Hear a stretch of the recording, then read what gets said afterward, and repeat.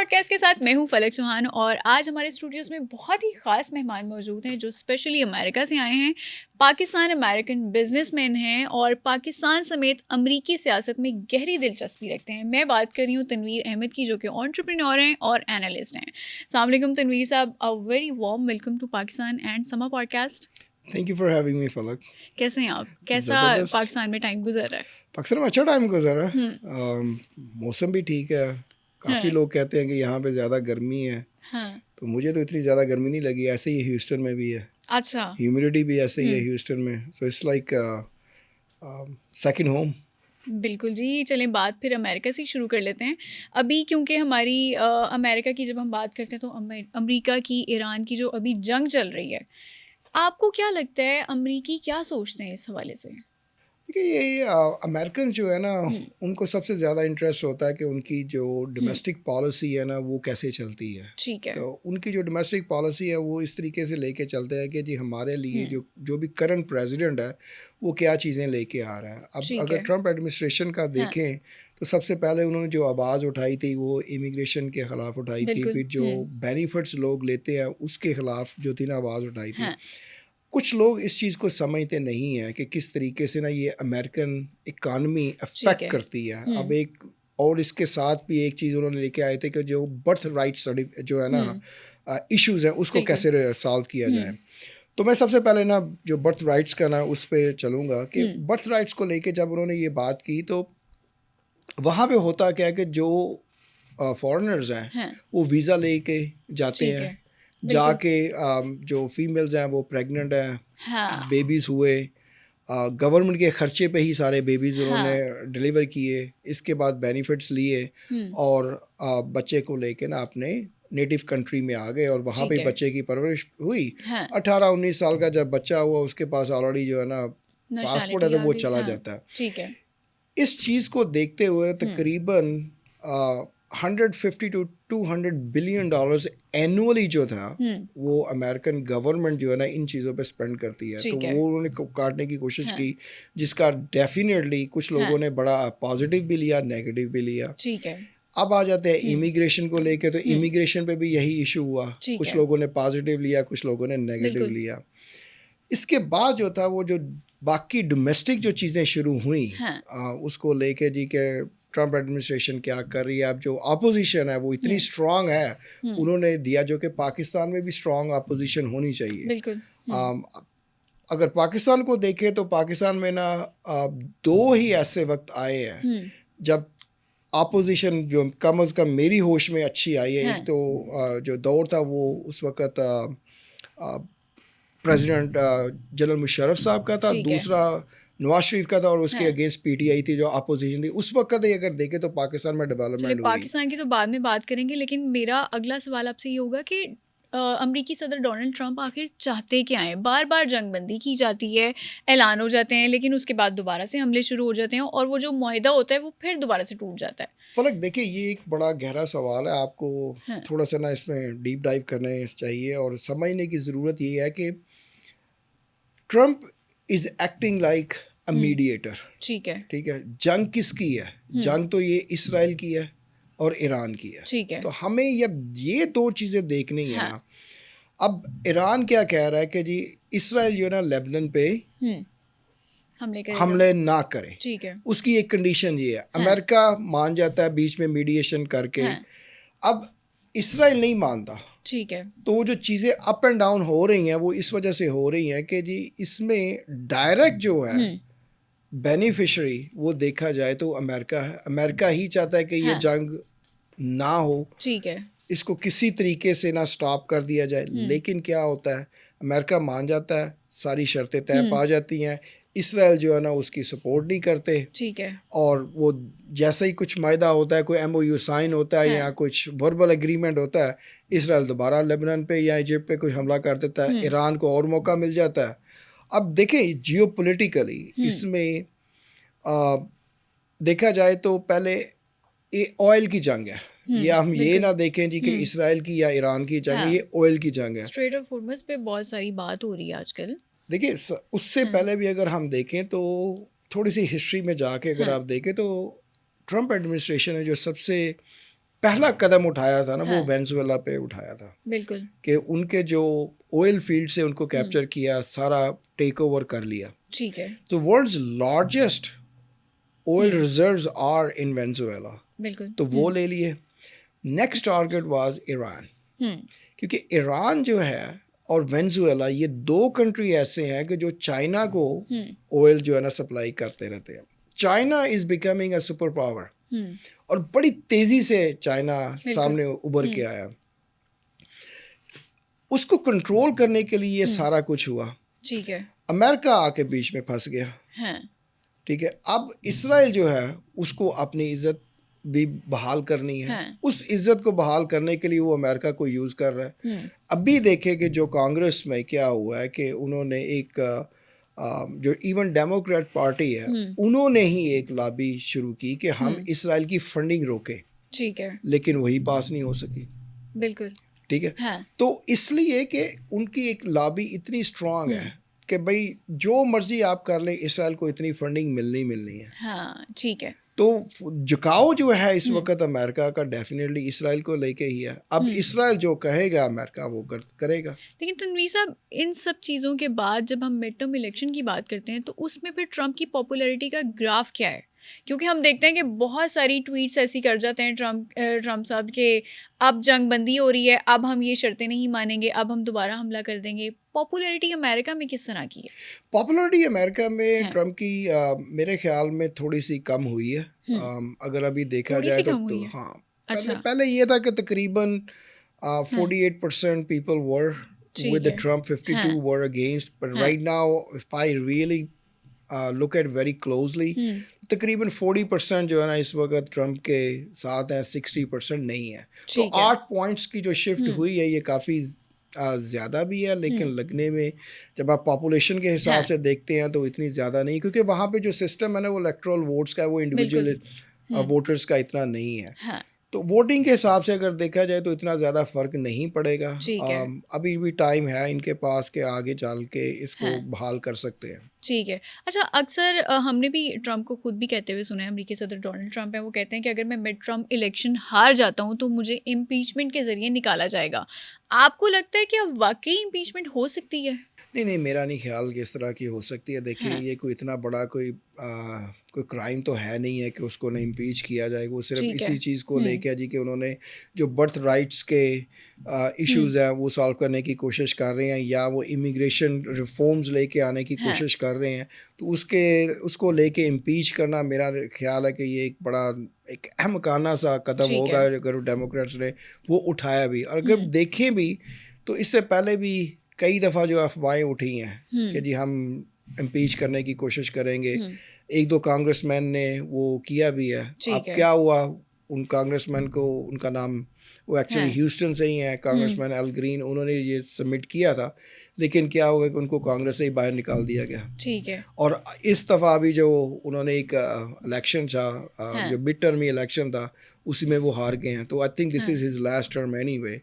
تو یہ میرا نہیں خیال کہ یہ امپیچمنٹ کی طرف اس طرح کی کوئی چیز جا سکتی ہے. ٹھیک ہے. تنویر صاحب, آپ بھی کیونکہ امریکن نیشنل ہیں تو آپ کا ٹلٹ کس پارٹی کی طرف ہے؟ Being a businessman, definitely Republicans, because they bring a lot of good reforms for the businesses. ٹھیک ہے. اب ہم بات کر لیتے ہیں جو امریکہ ایران کی جنگ چل رہی ہے اس کی وجہ سے پاکستان اکنامکلی کرائسس میں ہے. یہ کرائسس ہم کس طرح سے مینیج کر سکتے ہیں, ریسورسز کو کس طرح سے مینیج کیا جا سکتا ہے, اسٹیبلائز کیا جا سکتا ہے, تاکہ پاکستان میں ایٹ لیسٹ جو اکنامکل کرائسس ہیں اس سے ہم نکل سکیں؟ دیکھیے اس وقت پاکستان کی جو پوزیشن ہے وہ بہت اسٹرانگ پوزیشن ہے. ہم سب جانتے ہیں کہ کس طریقے سے پاکستان کا جو نام ہے پاکستان انڈیا کی وار کے بعد ابھر کے آئے, اور اسپیشلی اس سال ایک چھوٹا سا ملک اتنے سپر پاورز کے درمیان جو ہے نا ایک میڈیشن کر رہا ہے. کس طریقے سے اسلام آباد پیس ٹاکس ہوئے ہیں, ایون دو کہ جب یہ جنیوا میں مذاکرات ہو رہے تھے اس کو بھی اسلام آباد اکورڈ کا نام دیا گیا تھا. تو پاکستان کے لیے نا یہ ایک بہت فخر کی بات ہے. اور being a Pakistani American citizen over there, it is a very, very proud moment for us because we are representing Pakistan. We are not representing any other country. تو ہمارے لیے تو یہ ایک بڑی اچھی اور فخر والی بات ہے. اب بات آ جاتی ہے کہ کس طریقے سے پاکستان کو اس کا فائدہ اٹھانا چاہیے. تو پاکستان کی جو پوزیشن ہے وہ گلوبلی اکنامکلی اتنی اچھی نہیں ہے. ٹھیک ہے. ابھی اگر آپ دیکھیں تو اس سال جو ہمارا جی ڈی پی بھی ہے وہ تقریباً 1% ہی ہے, بالکل, جو کہ ہماری پریڈکشن تھی کہ تقریباً 3-3.5% ہوگا. لیکن اس کی بہت ساری وجوہات ہیں. ایک تو انفلیشن اتنی زیادہ ہو چکی ہے, جیسے ہی آپ کی انفلیشن زیادہ ہوگی تو وہ چیزیں آپ کی بڑھیں گی تو آپ کی جی ڈی پی اور کم ہو جائے گی. تنویر صاحب, جیسے ہی پیٹرول بڑھتا ہے اسی طرح سے ہر چیز مہنگی ہو جاتی ہے. دیکھیں یہ ایک ورلڈ وائڈ فارمولا ہے. یہ اگر آپ جب دیکھیں یہ 9/11 کے بعد جو ٹرینڈ آیا ہے نا وہ یہی آیا کہ جی اگر آپ نے انفلیشن کو تھوڑا سا اوپر کرنا ہے یا نیچے کرنا ہے نا, یا کچھ بھی اسٹیبلٹی لے کے آنی ہے, انسٹیبلٹی لے کے آنی ہے, تو پیٹرول کی پرائسز کو چھیڑ دیں آپ. تو 9/11 کے بعد آج تک وہی ہوتا آ رہا ہے. ٹھیک ہے, کسی کو کچھ چیز کرنے کی ضرورت ہی نہیں پڑتی ہے. ابھی کیا ہوا ہے پاکستان میں, ہم یہ دیکھ رہے ہیں کہ جی پیٹرول کی پرائسز بڑھ گئی. پاکستان کا المیہ یہ ہے کہ جی it is a government controlled. اب باہر کے ملکوں میں زیادہ تر اگر میں آپ کو بتاؤں تقریباً 90-95% of the countries in the world جو پیٹرولیم انڈسٹری ہے وہ گورنمنٹ کنٹرول نہیں ہے. تو اس میں یہ ہے کہ جو عوام ہے اس کو پتہ ہے کہ یہ جو پرائس اگر ورلڈ پہ بڑھ رہی ہے تو اسٹریٹ پرائس بھی وہاں پہ بڑھے گی. انفارچونیٹلی پاکستان میں یہ ہے کہ like I said it is a government control. تو گورنمنٹ کئی دفعہ یہ ہوتا ہے کہ جی مارکیٹ پرائس بڑی اوپر چلی گئی ہے لیکن ہم نے نا اس کو سبسڈائز کر دیا ہوا. ٹھیک ہے. اب وہ جو سبسڈی تھی اگر آپ دیکھا جائے تو جو پریویس گورنمنٹ کے دنوں میں وہ اتنی زیادہ ہو گئی تھی. اگر اس وقت کی اگر آپ بیرل کی پرائس دیکھ لیں تو ان دنوں میں بھی $70-75 کی بیرل کی پرائس تھی. بالکل ٹھیک ہے. لیکن اس وقت جو پرائس دی گئی تھی وہ یہی تھی کہ جی تقریباً $230-40. ٹھیک ہے. لیکن یہ بات ہے جب towards the end of the P T I session, اگر آپ 2021 کا دیکھیں تو اس وقت $70-75 کی پرائس ہے بیرل کی, لیکن اسٹریٹ پرائس پاکستان میں تقریباً $100, $110, $20 تھی. تو اس وقت گورنمنٹ کتنی سبسڈی دے رہی تھی. لیکن اب ریسورسز کو کیسے مینیج کیا جائے, کیسے اسٹیبلائز کیا جائے؟ دیکھیے ریسورسز کو دو طریقے, ایک تو پاپولیشن پاکستان کی جو ہے نا وہ اتنی بڑھ چکی ہے. اگر آپ دیکھیں تو 2023 کے جو آپ جو مردم شماری کو دیکھ کے چلے تو اس وقت تقریباً 241 ملین پاکستان کی نا وہ پاپولیشن ہے. ٹھیک ہے. اب اس 240 ملین کو اگر آپ دیکھیں تو تقریباً 1 اسکوائر کلومیٹر کے حساب سے 260 بندے جو ہے نا وہ پورے پاکستان میں رہ رہے ہیں. یہ دیکھا جائے تو ایک بڑے اچھے ایک ہیلدی کنٹری کی نشانی بھی ہے. لیکن ہمیں دیکھنا یہ ہے کہ ہمارے جو اربنائزڈ اور رورل ایریا میں وہ کتنے لوگ ہیں. ہماری جو ٹوٹل 61% پاپولیشن ہے وہ رورل ایریا میں رہتی ہے, 39% جو پاپولیشن ہے وہ اربن ایریا میں رہتی ہے. اب اربن ایریا کو بھی اگر آپ دیکھ لیں تو زیادہ تر تو جو وہ بڑے ہی شہر ہیں جس طرح کہ اسلام آباد ہے یا لاہور ہو گیا, کراچی ہو گیا, یہ ریسورسز جو ہے نا وہ ڈیوائڈ نہیں ہو پاتے ہیں. ٹھیک ہے. تو ابھی پاپولیشن کو پھر کیسے کنٹرول کریں گے, کیونکہ آپ نے رورل ایریاز کی بھی بات کر دی, اربن ایریاز کی بھی بات کر دی ہے. بہت سارے نوجوان ایسے ہیں جو گاؤں دیہاتوں سے روزگار کے لیے, تعلیم کے لیے شہروں کا رخ کرتے ہیں. لاہور جیسا شہر, کراچی جیسا شہر, اسلام آباد جیسا شہر, وہ بہت زیادہ گنجان آباد ہو جاتے ہیں. تو پھر یہ کیسے ہم اس کو اسٹیبلائز کریں گے, کیسے مینیج کریں گے؟ دیکھیے یہ بڑا اچھا, دیکھیں ابھی بلوچستان کو اگر دیکھا جائے تو پاکستان کا جو ٹوٹل جیوگرافیکل ایریا ہے اس کا 48% جو ہے نا وہ بلوچستان کا ایک پروونس ہے. میرے خیال میں جو پروونسز جو ہے نا وہ پاکستان میں زیادہ ہونے چاہیے. میں اس کی سب سے بڑی آپ کو ایک مثال دیتا ہوں. ٹھیک ہے. 1971 میں بنگلہ دیش بنا, اس وقت ایسٹ پاکستان تھا لیکن ایک ہی پروونس تھا, لیکن اس کے 4 سب ڈویژن تھے. ٹھیک ہے. آج کی ڈیٹ میں بنگلہ دیش کے 8 پروونسز ہیں لیکن ان کے جو سب ڈویژنز ہیں وہ 64 ہیں. ٹھیک ہے. تو یہ دیکھیں کہ کم از کم اگر ہم صرف پروونسز کو لے کے چلے تو ان کے پاس 8 ہیں, ہمارے پاس کتنے ہیں؟ صرف 4 ہیں. بالکل. تو ریسورسز جو ہے نا وہ آپ ڈیوائڈ نہیں کر سکتے ہیں. ٹھیک ہے. اسی چیز کو اگر ہم دیکھیں تو ایک ہماری جو بیسک نیڈ ہے وہ ایک الیکٹریسٹی ہے. بالکل. الیکٹریسٹی اگر آپ دیکھیں تو پاکستان میں تقریباً 82% جو پاپولیشن ہے پاکستان کی نا وہ الیکٹریسٹی ان کو مہیا ہے. لیکن اگر اربن اور ریموٹ ایریا کے حساب سے جا کے دیکھیں تو بہت کم ہے. ٹھیک ہے. یہی وجہ ہے کہ جو رورل ایریاز ہیں وہ بڑے شہروں کی طرف آتے ہیں کہ ان کو زیادہ جابس ملے. لیکن اگر یہی ہم ریفارم ایسا کر لیں کہ ہمارے جو ہے نا وہ صوبے جو ہے نا وہ زیادہ بن جائے تو ریسورسز کی جو ڈویژن ہے وہ چھوٹے صوبوں میں بھی جائے گی. تنویر صاحب پھر کتنے اپروکسیمیٹلی چلے بات کر لیتے ہیں کتنے صوبے بننے چاہیے؟ میرے خیال میں ابھی اگر دیکھیں تو 4 ہیں تو 4 سے اگر آپ 6 بھی کر لیتے ہیں یا 8 بھی کر لیتے ہیں تو دس از سم تھنگ بیٹر دین. اور یہ بات آپ صرف پنجاب کی کر رہے ہیں یا باقی صوبوں سے ریلیٹڈ بھی کر رہے ہیں؟ میں ایک اوور آل پاکستان کی بات کرنے چاہ رہا ہوں کہ اگر دیکھیں تو اگر پنجاب کو ہی دیکھیں تو پاکستان کی جو 59% پاپولیشن ہے نا وہ پنجاب کی ہے. ٹھیک ہے. اب بلوچستان کو اگر آپ دیکھیں تو اس کی تقریباً 11-12% ٹوٹل پاپولیشن ہے. لیکن اتنا بڑا علاقہ ہو کے اتنے بڑے ریسورسز ہونے کے باوجود وہ ایک انڈر سرو ایریا ہے. بالکل. ٹھیک ہے. اب وہاں کے جو لوگ ہیں اگر پاپولیشن کے حساب سے اگر آپ دیکھیں تو پچھلے 6 سالوں میں پاکستان کی جو پاپولیشن ہے 2.55% کے حساب سے نا ایوریج بڑھی ہے. تو 6 سالوں میں تقریباً 16% ایڈ ہوئی ہے. اگر آپ اس کو نمبر میں دیکھیں تو you are talking about 35 million people are born in last 6 years. ٹھیک ہے.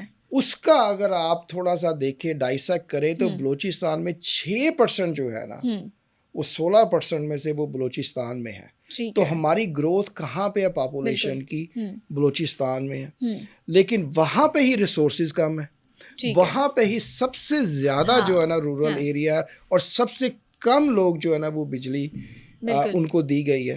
تو جیسے اگر ہمارے صوبے بنتے ہیں اگر آج فار ایگزامپل بلوچستان میں 3 صوبے بن جاتے ہیں یا 4 بن جاتے ہیں تو دیکھیں کہ جو گورنمنٹ ہے وہ کس طریقے سے پراپرلی لوگوں کو وہاں پہ سرو کر سکتی ہے. ٹھیک ہے. تنویر صاحب یہ تو چلے بات ہوگی نا لیونگ ریالٹی کی. لیکن اب جب باقی کمپوننٹس کی بھی ہم بات کرتے ہیں جیسے بجلی ہے, ہیلتھ کیئر ہے, ایجوکیشن ہے, پانی ہے, اس حوالے سے بھی بہت زیادہ مسئلے مسائل ہیں. دیکھیے کافی سارے مسئلے مسائل ہیں. اگر آپ ہیلتھ کیئر کو ہی لے کے چلیں تو بلوچستان میں تقریباً 10,000 لوگوں کے پاس 1.1 ڈاکٹر ہے. بالکل.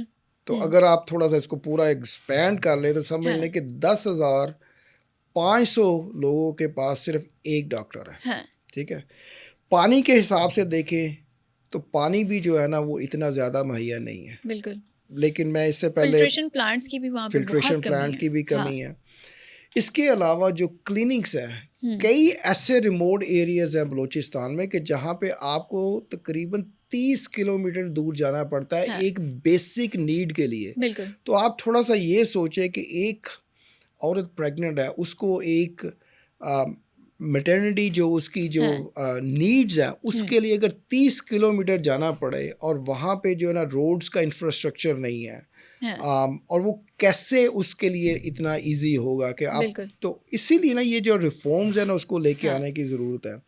واٹر سینیٹیشن ہے اس میں دیکھیں جو 60% جو بلوچستان کا ایریا ہے نا وہ ایک صاف پانی سے جو ہے نا وہ اس کو جو ہے نا مہیا نہیں ہے. بالکل. اس کے بعد اگر آپ نے ہیلتھ کی کیونکہ بات کی ہے, میں خود بھی بلوچستان سے ہو کر آئی ہوں اور وہاں پہ جو نوجوان ڈاکٹر بن چکے ہیں وہ بھی وہاں پہ پریفرنس نہیں دیتے کہ ہم نے بلوچستان میں ہی سرو کرنا ہے. اس کی سب سے بڑی ریزن یہ ہے کہ وہاں پہ ان کی جان کو بھی خطرہ ہو سکتا ہے یا وہ کہتے ہیں کہ ہمیں اپرچونیٹیز جو ہیں وہ باقی پنجاب میں سندھ میں زیادہ مل جاتی ہیں, اسلام آباد میں زیادہ مل جاتی ہیں. تو وہ پریفر یہ کرتے ہیں کہ ہم بلوچستان میں تو بالکل اپنی سروسز پرووائڈ نہیں کریں گے. یہ سب سے بڑا المیہ ہے. نہیں دیکھیے جیسے کہ میں نے بڑا اچھا آپ نے سوال کیا ہے فلک کہ دیکھیے اگر جس طریقے سے میں نے پہلے آپ سے بات کی نا کہ اگر ایک فیسلٹی آپ کو 30 کلومیٹر دور ہے تو آپ ساری جو میڈیسنز بھی ہیں یا جو آپ کی میڈیکل اکوپمنٹس بھی ہیں وہ بھی آپ ایک جگہ پہ نہیں رکھ سکتے ہیں. تو اب ایک لڑکا وہ ڈاکٹر بنا ہے, اس نے اتنی محنت کی ہے تو اس کو ایک اپرچونیٹیز کہاں پہ زیادہ ملیں گی؟ وہ بڑے شہروں میں ملیں گی. تو اسی لیے جو ہمارے ریفارمز ہونے چاہیے نا صوبوں کو وہ اس کی طرف جانے تاکہ ہم جو ہے نا ایک جو ایک انسان کی جو بیسک نیڈز کیا ہیں, ایک پانی ہے, ہیلتھ ہے, ایجوکیشن ہے, وہ تو ان کو دے سکے نا. تو یہ اس لیے نا ہمارے لیے یہ ضروری یہی ہے کہ ہم اس کو صوبوں کو جتنا جلد سے جلد ریفارم کر سکیں وہ کریں, تاکہ اس کو لے کے. اب دیکھیں اگر ہم ایجوکیشن کے حساب سے چلتے ہیں تو تقریباً میں نے تھوڑا سا ڈیٹا آج نکالا تھا, تو 70% جو ہے نا وہ رورل جو کمیونٹیز ہیں نا ہماری, اس میں اتنی جو ہے نا لیک آف ایجوکیشن ہے کہ آپ دیکھیں کہ 44 to 45% جو لوگ وہاں پہ رہتے ہیں نا وہ تقریباً مڈل اسکول بھی نہیں جاتے ہیں. بالکل. تو کیسے ہم جو ہے نا اپنے ملک کو پاورٹی سے نکالیں گے, جبکہ ہمارے پاس جو ہے نا وہ پراپر ایجوکیشن نہیں ہے. جو ہماری دوسری بیسک نیڈ ہے کہ صاف پانی نہیں ہے, تیسری بیسک نیڈ ہے کہ ہمارے پاس میڈیکل ریسورسز نہیں ہے. اچھا, وہاں پہ ووکیشنل ٹریننگ انسٹیٹیوٹس بھی بنا دیے گئے ہیں, لیکن ان پہ بھی تالے لگے ہوئے ہیں. وہ اس لیے لگے ہوئے ہیں, آپ ان کو آپریٹ ہی نہیں کر سکتے نا, کیونکہ دیکھیے جب تک آپ, میں بار بار بلوچستان کی اس لیے بات کر رہا ہوں کہ جو جغرافیکلی 48% وہ پاکستان کا وہ لینڈ ہے, اتنا بڑا صوبہ ہے, لیکن پاپولیشن کم ہے, لیکن پھر بھی جو ریسورسز ہیں وہاں پہ, دیکھیں انکم جو آتی ہے ہمارے ملک کا نا ایک کانسٹیٹیوشنل یہ ہے کہ جو جہاں جس صوبے سے کوئی گیس نکلتی ہے وہاں پہ اس کو دینا چاہیے. اب دیکھیں سندھ ہے, وہ تقریباً 70% جو ہے نا ہمارے ملک کا پورا ریونیو جنریٹ کرتا ہے, لیکن اس کو تقریباً جو ہے نا کوئی 24 یا 25% ملتا ہے. تو یہ کیا ایک فیئر ہے سندھ کے لیے؟ بالکل انفیئر ہے. تو اس لیے ہمیں چاہیے کہ یہ جتنی جلدی یہ صوبے بن سکتے ہیں وہ بنے, تاکہ ہم جو پوری ایلوکیشن ہے پراپر ریسورسز کی وہ اس کو ڈسٹریبیوٹ کر سکیں. بالکل تنویر صاحب, یہ بات ہوگی صوبوں کی ریفارمز کی اور اکنامک کرائسس کو کیسے مینیج کیا جا سکتا ہے اس حوالے سے. لیکن اب کیونکہ آپ کی پاکستانی سیاست پر بھی گہری نظر ہے, اور آپ کے بارے میں ایک اور چیز بھی مشہور ہے کہ عمران خان کی بہنوں کے ساتھ آپ کے اچھے ٹرمز ہیں. عمران خان کی ایک بہن کی میڈیا ٹاک بھی ہوئی ہے, اس حوالے سے کیا کہیں گے آپ؟ مجھے لگتا تھا کہ آپ ضرور پوچھیں گے یہ سوال.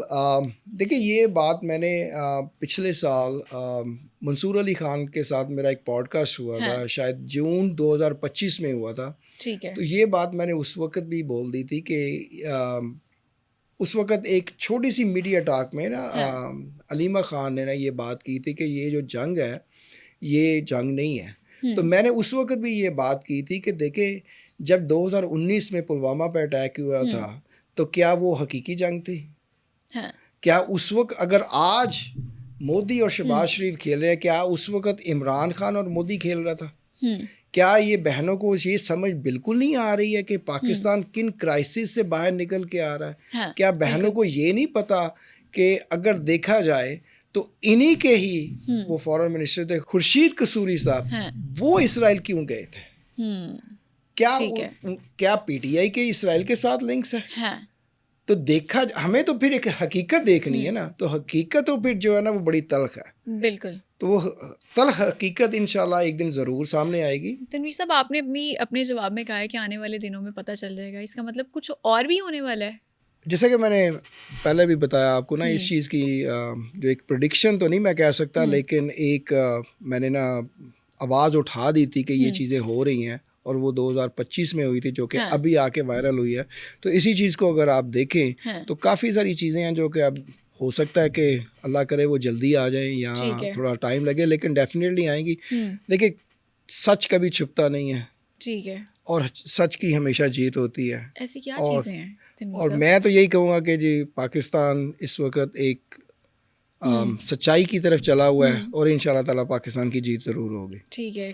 ایسی کیا چیزیں ویسے تنویر صاحب جن کے آپ اشارہ کر رہے ہیں انڈائریکٹلی, کچھ بتا سکتے ہیں؟ نہیں, میں اشارہ نہیں کر رہا کچھ بھی, کچھ حقیقتیں ایسی ہیں نا کہ جیسے کہ انہوں نے ابھی بول دیا. اور اب دیکھیں جب بھی کبھی کسی کوئی جنگ ہوتی ہے کسی بھی کنٹری میں ڈیموکریٹکلی, جو پرائم منسٹر یا پریزیڈنٹ ہوتا ہے نا اس کو ہی آرمی چیف کو بولنا پڑتا ہے کہ جی ہمیں اس وقت جنگ کی طرف جانا چاہیے. اور اجازت جب ڈیموکریٹک الیکٹڈ جو افیشل ہوتا ہے اس نے اجازت دینی ہوتی ہے آرمی چیف کو. تو اگر دیکھیں تو 2019 میں جب پلوامہ اٹیک ہوا تو اس وقت پرائم منسٹر عمران خان صاحب نے اجازت نہیں دی تھی. وہ 2 دن پورے بنی گالا میں ہی بیٹھے رہے, وہ بالکل باہر نہیں آئے. تو یہ چیزیں اس وقت بھی کنٹرول کی جا سکتی تھی, لیکن اس دفعہ جو تھا 2025 میں تھوڑا سا وہ الٹ ہو گیا. اب یہ چیزیں جو ہے نا وہ ان سے ہضم نہیں ہو پا رہی ہیں کہ جی 2019 میں تو ہم پاور میں تھے تو ہم کچھ کر نہیں سکے. اللہ تعالیٰ نے اب جو ہے نا وہ فیلڈ مارشل کو عزت دیا یا پرائم منسٹر شہباز شریف کو عزت دی ہے, تو وہ ہمیں عزت کیوں نہیں ملی؟ تو اس چیز کو لے کے آپ اپنے ملک کے لیے ہی اتنے بدزن ہوتی جا رہی ہیں کہ اپنے ملک کے لیے خراب جو ہے نا وہ باتیں کیے جا رہی ہیں. تو یہ چیزیں جو ہے نا ابھی وہ جو جس طریقے سے انہوں نے بات کی ہے, جو چیزیں وائرل ہوئی ہیں, تو میرے خیال میں یہ تو بھی شروعات ہے, شاید کچھ چیزیں اور ہیں. کیونکہ اس چیز کا میں آپ کو ایک چیز یہ بتا دوں کہ وہ ابھی تک پوڈ کاسٹ پورا ریلیز نہیں ہوا. اچھا, وہ 3 مہینے پہلے کا پوڈ کاسٹ ہے. ٹھیک ہے. اب وہ 3 مہینے پہلے پوڈ کاسٹ کو ریلیز نہ ہونے کی کیا وجوہات ہو سکتی ہیں, یہ جو ہے نا ابھی ہم نے دیکھنا باقی ہے.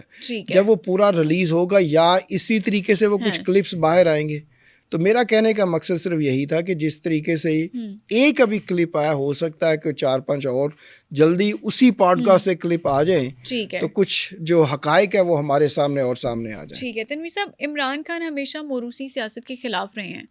آپ کو لگتا ہے کہ ان کی بہنیں اب عمران خان کی جگہ پر پی ٹی آئی سنبھالیں گی یا پی ٹی آئی میں ایکٹیو رہیں گی؟ خان صاحب جو ہے نا وہ ایک کمرشل کموڈٹی بن چکے ہیں. ٹھیک ہے. So every one is trying to cash on ہم, چاہے وہ بہنیں ہیں, چاہے وہ جو دوسرے ان کے جو لیڈرز ہیں. تو اب دیکھیں کہ اگر خان صاحب آج باہر آ جاتے ہیں تو ان کو کون پہنچے گا؟ So there will be only one relevant person, وہ خان صاحب ہوں گے.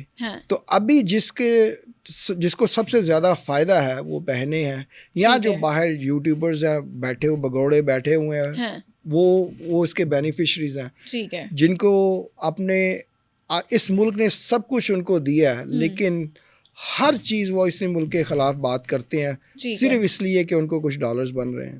تنویر صاحب, جس طرح سے آپ نے ابھی اپنے جواب میں کہا تھا کہ اگر عمران خان باہر آ گئے تو ان کی بہنیں جو ہیں ان کو فائدہ نہیں ہوگا, اس کا کیا ہم مطلب سمجھیں؟ کیا واقعی ان کی بہنیں چاہتی ہیں کہ عمران خان کبھی جیل سے باہر نہ آئیں؟